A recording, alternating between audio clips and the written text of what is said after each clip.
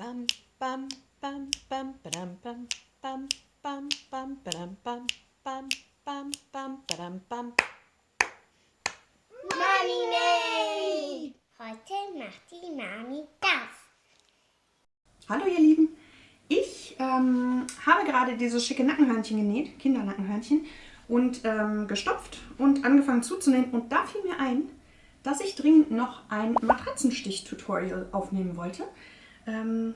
Ein Tutorial in Schriftform mit Fotos gibt es schon auf dem Mommy Made Blog. Aber mir begegnen immer wieder Leute, die mich darauf ansprechen oder die irgendwie sagen, Matratzenstich kenne ich nicht, kann ich nicht, weiß nicht, Leiterstich, Zauberstich, das Ding hat viele Namen. Im Endeffekt ist es aber was, was man in dem Moment, wo man anfängt zu nähen, auf jeden Fall früher oder später braucht. Wir nähen alle gerne mit der Maschine, aber an fast allen Dingen, die ihr so nähen könnt, sei es jetzt eine Art Kissen oder ein Kleidungsstück oder eine Tasche, habt ihr früher oder später irgendeine Öffnung, eine Wendeöffnung oder eine Stopföffnung und die schließt man dann mit Nadel und Faden. Und wie das geht, und zwar in der Form, dass man die Naht dann hinterher möglichst wenig bis gar nicht sieht, das zeige ich euch gleich. Ich habe mir hier diese schicke Konstruktion gebaut, damit man das möglichst gut sehen kann, was ich hier mache. Normalerweise halte ich das irgendwie auf dem Schoß oder irgendwie halt eingeklemmt, aber wir wollen ja, dass ihr seht, was ich tue. So, das ist also meine Stopföffnung, da habe ich ganz viel Füllwatte reingemacht. Auf dieser Seite seht ihr schon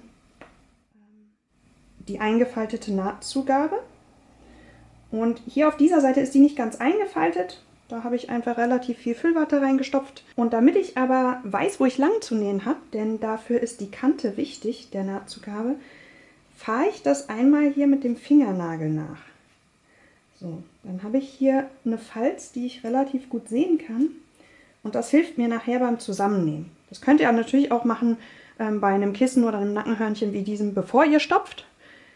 Das geht aber auch, wenn die Öffnung noch offen ist. So, jetzt seht ihr, dass ich hier schon angefangen habe. Das ist aber nicht weiter schlimm. Ihr nehmt euch eine handelsübliche Nähnadel. Faden habe ich ganz normalen aus meiner Nähmaschine genommen. Das ist Polyesterfaden. Ich empfehle standardmäßig den Faden doppelt zu nehmen. Also einfach einmal einzufädeln, auf die Hälfte zu ziehen und dann den Knoten zu machen. Ich habe es jetzt hier vierfach gemacht, weil ich weiß, dass diese Nackenhörnchen sehr stark beansprucht werden und es mir da wichtig ist, dass das auf jeden Fall hält. Das heißt, ihr fädelt euren Faden in die Nadel, macht unten einen Knoten rein und zu Beginn, das seht ihr jetzt nicht, weil ich es schon gemacht habe, das ist aber wie gesagt nicht schlimm, zu Beginn piekst ihr einmal am Anfang eurer Öffnung von unten durch die Nahtzugabe nach außen, so wie das hier aussieht. Und dann können wir einfach so tun, als wäre das der Anfang, dann sieht das nämlich so aus. Ihr habt von unten durch die Nahtzugabe, durch diese Kante der Nahtzugabe herausgestochen. Und jetzt orientiert ihr euch, wie gesagt, an der Kante der Nahtzugabe, geht einmal gegenüber, piekst da rein in diese Kante und piekst etwa 3-4 mm daneben, würde ich sagen, einfach wieder raus. Auf der gleichen Seite wieder raus. Nadel fassen, Nadel ziehen, Faden ziehen und dann habt ihr so einen Steg. Ihr könnt das jetzt schon festziehen, ich mache es jetzt mal nicht, damit ihr hinterher seht, wie das aussieht. So, jetzt seid ihr hier ja wieder aus der Nahtzugabe rausgestochen. Jetzt geht es wieder auf diese Seite. Deshalb die Kante hier, die Falz, in diese Falz piekse ich rein und auf der gleichen Seite, 3-4 mm daneben, wieder raus. Und ziehe sie durch. So, wie gesagt, wenn man mehrfach Faden nimmt, kann es immer mal passieren, dass einer nicht so richtig mitkommt. Da muss man einfach ein bisschen dran rumzoppeln. Und das gleiche jetzt wieder rüber. So, und jetzt zeige ich euch mal, was passiert, wenn man ein bisschen kräftiger an diesen Faden zieht. Dann zieht sich diese Naht nämlich so zusammen.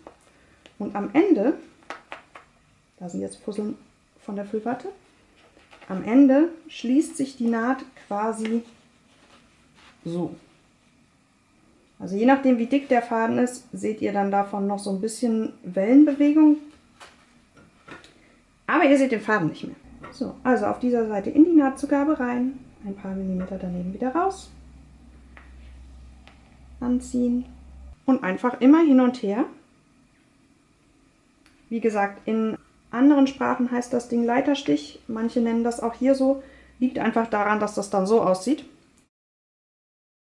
Genau, und wenn ihr festzieht, dann zieht sich der Faden hier raus.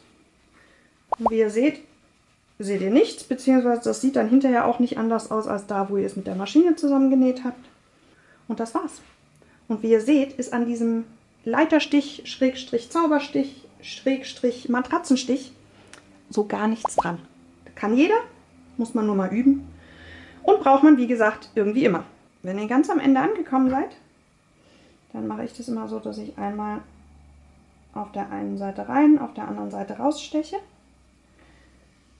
Beim Anziehen durch die Schlaufe mit der Nadel durch. Das mache ich zweimal an der gleichen Stelle.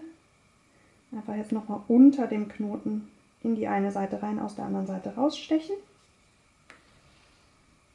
In die sich bildende Schlaufe einmal da durch mit der Nadel.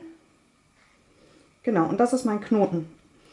Und den Faden schneide ich jetzt aber nicht genau hier ab, sondern ich piekse ganz gerne in die Naht rein und piekse irgendwo anders, je nachdem wie weit meine Nadel das so zulässt, aus diesem Kissen raus. Genau, das ist jetzt hier drüben. Da schneide ich den Faden ab. Genau, ich hoffe, dieses Video hat ein bisschen dazu beigetragen, dass ihr damit in Zukunft nicht so auf dem Kriegsfuß steht. Genau, nehmt euch Nadel und Faden, übt ein bisschen. Viel Spaß dabei!